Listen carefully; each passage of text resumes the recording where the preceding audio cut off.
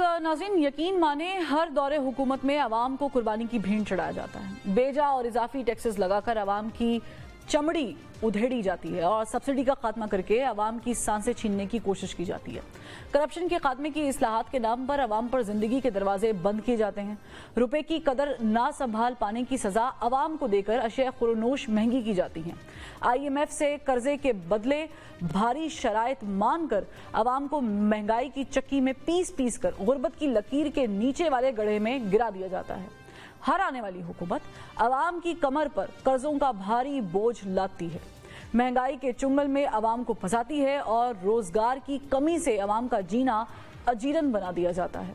आवाम को खजाना खाली होने की खबर सुनाई जाती है, किफायत शारी अपनाने की हिदायत की जाती है, मगर अफसरान की मुराद कम करने, काबीना के वुज़रा के प्रोटोकॉल कम करने की जहमत नहीं की जाती। अफसरशाही को दिए जाने वाले बड़े बड़े महलात खत्म नहीं किए जाते।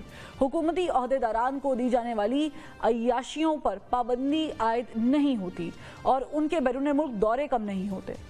ना तो इंडस्ट्री लगाकर आवाम के लिए रोजगार मुहैया किया जाता है, ना यूथ को स्किलफुल बनाकर मुल्क के बाहर भेजने की सबील की जाती है और ना ही टेक्निकल एजुकेशन और IT की फील्ड में झंडे गाड़ने की जुस्तजू की जाती है।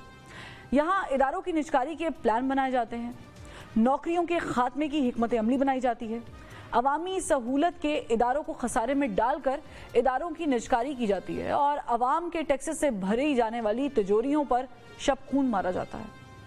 मुल्क की मईशत को सहारा देने, सनतों को परवान चढ़ाने, ज़राअत के शोबे में इनकलाब लाने की फ़कत बातें ही होती हैं, नारे और दावे होते हैं, जबकि अमली तौर पर आवाम को IMF और आलमी इक़्तिसादी इदारों के खूंखार जबड़ों में फेंक दिया जाता है। अब सवाल ये है कि मुल्क की मईशत को बेहतर करने के लिए रिवायती तरीका कार अपनाया जाएगा या फिर कुछ आउट ऑफ द बॉक्स भी करना पड़ेगा। इस पे बात करेंगे। हमारे साथ मौजूद है हमारे मईशत डॉक्टर हफीज़ पाशा। बहुत शुक्रिया पाशा साहब, आपने वक्त निकाला। मुझे फरमाइएगा डॉक्टर साहब कि जो SIFC बना है 1 साल हो गया और फिर हम देख रहे हैं कि मुल्क में बैरूनी सरमायाकारी के भी ऐलानात शुरू हो गए हैं, इससे कोई फ़ायदा पहुँचेगा पाकिस्तानी मईशत को?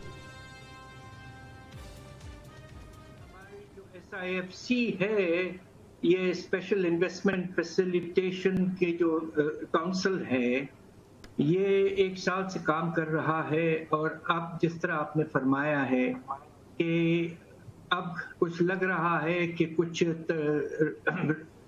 एक तरह से तेज रफ्तारी आ रही है और कुछ कमिटमेंट्स हमें मिलना शायद शुरू हो गए हैं।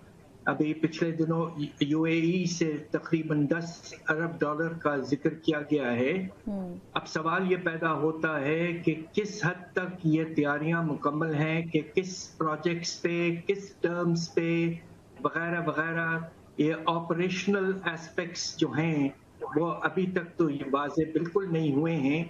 बट हम सब ये चाहते हैं कि ये जल्द से जल्द हो और पाकिस्तान में बाहर से इन्वेस्टमेंट सही है। लेकिन डॉक्टर साहब, ये जो मुलाजमतें ख़त्म करने की बात हो रही है, पेंशन ख़त्म करने की बात की जा रही है, IMF ने भी, आपको याद होगा कि जब दौरा किया था तो यही कुछ प्लान में शामिल किया गया था कि पेंशन्स को कम किया जाए।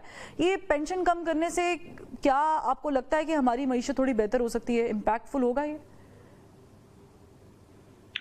बात दरअसल ये है कि हमारी जो फेडरल गवर्नमेंट है वो 18वीं तरमीम के बावजूद बहुत फैल गई थी और बहुत से ऐसे फंक्शंस उन्होंने शुरू कर दिया था डिस्चार्ज करना, जो कि काफी हद तक प्रोविंशियल गवर्नमेंट्स को ट्रांसफर हो चुके थे। इसके नतीजे में अब आप ये देखिए कि इस वक्त शायद 40 से ज्यादा डिविजन्स हैं और इसकी शायद इस वक्त बिल्कुल जरूरत नहीं है। पाकिस्तान को इस वक्त अपने जो अखराजात हैं उनको कम करने हैं, इसलिए ये एक मुनासिब स्टेप होगा। अलबत्ता ये कि आप अगर अनएम्प्लॉयमेंट करना चाहते हैं, मेरा अपना अंदाजा ये है कि इस वक्त वो सिर्फ ये कह रहे हैं, ये जो स्पेशल कमेटी है کہ آپ جو لیکن اس میں ایک اور چیز بھی میں آپ سے پاشا صاحب تھوڑا سا سوال کر لیتی ہوں. حکومت جو بھی آتی ہے وہ دعویٰ کرتی ہے کہ ہم ٹیکس ٹارگٹ جو ہے جو ہمارا اکٹھا کرنے کا ہے وہ ہم پورا کریں گے, اور پھر اب کی بار اس میں یہ چیز ایک اور ایڈ آن ہوئی ہے کہ آئی ایم ایف نے 18% جو ہے سیلز ٹیکس لگانے کی یا بڑھانے کی بات کی ہے, اس میں ادویات بھی شامل ہیں. اس پوری سچویشن میں پھر یہ عوام کے لیے کتنا مشکل ہو جائے گا؟ یقیناً اس میں بہت اضافہ ہوگا اور یہ بہت ہی نامناسب سا موو ہے. اب آپ یہ دیکھیے کہ کیا ہم دوائیوں پر, کیا ہم فرٹیلائزر پر اور کیا اس طرح کی جو ضروری چیزیں ہیں ان پر ہم ٹیکس پورا لگانے چلے ہیں؟ کیا ہم اتنے مجبور ہو چکے ہیں جبکہ ہمارے ملک کے اشرفیہ جو ہیں ان کو بے تحاشا آپ نے بینیفٹس, کنسیشنز اور ریلیف دیا ہوا ہے, اور آپ چلے ہیں بیسک جو اسینشل آئٹمز ہیں ان پہ فل ٹیکس لگانے. یہ سراسر میں اس سے زیادہ اسٹرانگ الفاظ استعمال نہیں کر سکتا. لیکن اس میں پاشا صاحب نجکاری کا بھی ایک پلان جو ہے وہ بہرحال نون لیگ کے پچھلے دور حکومت میں بھی انہوں نے کوشش کی تھی, اب کی بار بھی وہ کر رہے ہیں. آپ کیا سمجھتے ہیں کہ کون کون سے ایسے سفید ہاتھی ہیں کہ جن کے لیے نجکاری اب ہونا ضروری ہے؟ دیکھیے بات یہ ہے کہ ہمارے پاس ایک ادارہ موجود ہے, پرائیویٹائزیشن کمیشن موجود تھا, اس نے یقیناً کافی کام کیا ہوگا اور آئیڈینٹیفائی کیا ہوگا, اور جو ایس او ایز پہ سالانہ رپورٹ آتی ہے اس میں بھی کچھ اشارے دیے جاتے ہیں کہ کون سے ادارے پرائیویٹائزیشن کے لیے مناسب ہو سکتے ہیں. اب ان چیزوں کو پبلک نالج میں لانا بہت ضروری ہے. اس وقت تو ساری بات چیت جو ہو رہی ہے وہ صرف پی آئی اے کے بارے میں ہو رہی ہے, مگر بہت سے دوسرے ادارے ایسے ہیں جو میرے خیال میں اگر وہ مونوپلیز نہیں ہیں اور سوشل فنکشنز نہیں پرفارم کر رہے ہیں بیسک, تو انہیں ہمیں پرائیویٹائز کر دینا چاہیے تاکہ پرائیویٹ سیکٹر کو بھی موقع ملے اور ہو سکتا ہے ان کی ایفیشنسی میں اضافہ ہو, اور اگر کوئی بوجھ پڑ رہا ہے حکومت پر تو بالکل صحیح. بہت سارے اس میں فیکٹرز ہوتے ہیں. پاشا صاحب اگر ہم حکومتی عہدیداران کی گفتگو سنیں تو وہ کہتے ہیں جی پازیٹیو انڈیکیٹرز ہیں, معیشت جو ہے وہ اپنے پاؤں پہ کھڑی ہو جائے گی اور سٹارٹ ہو گئی ہے وغیرہ وغیرہ. لیکن اگر ہم آن دی ادر ہینڈ اگر نیشنل اکاؤنٹ کمیٹی کی رپورٹ دیکھیں تو اس کے مطابق جو پاکستان میں اس وقت سرمایہ کاری ہے وہ پچھلے 50 سال کی کم ترین سطح پر ہے. یہ اتنا بڑا کلیش کیوں ہے؟ حکومتی عہدیداران کچھ اور کہتے ہیں, رپورٹ کچھ اور کہتی ہے. بات دراصل یہ ہے کہ آپ نے جو فورن نہیں, ٹوٹل پرائیویٹ انویسٹمنٹ کی جو لیول ہے وہ تاریخ میں 50% پچھلے میں سب سے کم ہے.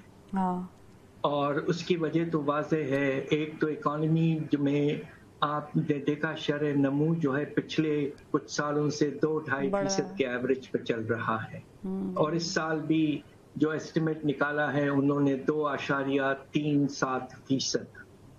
اب اس رفتار سے تو اکانومی میں کوئی جسے کہتے ہیں مومنٹم یا کانفیڈنس نہیں آتا ہے, اور اس کے اوپر جو سب سے بڑا دھماکہ ہے انویسٹمنٹ پر, اور وہ یہ ہے کہ ہم نے اسٹیٹ بینک نے آپ کے پالیسی ریٹ کو تاریخ کا بلند لیول 22% پر لے کے چلے گئے. اس سے تو پروفیٹیبلٹی بالکل جسے کہتے ہیں ختم ہو جاتی ہے, اور یہ دو فیکٹرز ہیں, lack of buoyancy in the economy and high interest costs which has lead, اس کی وجہ سے آپ کا پرائیویٹ انویسٹمنٹ کا لیول. تو پھر ہم پاشا صاحب انویسٹمنٹ کیسے ملک میں لائی جا سکتی ہے, اس کا کوئی طریقہ کار؟ بات دراصل یہ ہے کہ جب افراط زر میں نمایاں طور پر کمی آئی ہے, 38% سے گر کے پچھلے مہینے اللہ کے فضل سے 17% پہ آ گئے ہیں, اور آئی ایم ایف خود کہہ رہا ہے اپنی 10 مئی کی رپورٹ میں کہ ان کا ایکسپیکٹیشن یہ ہے کہ افراط زر اگلے سال 12.5% کے لگ بھگ ہوگا. تو جب اتنی کمی آئے گی آپ کے افراط زر کی رفتار میں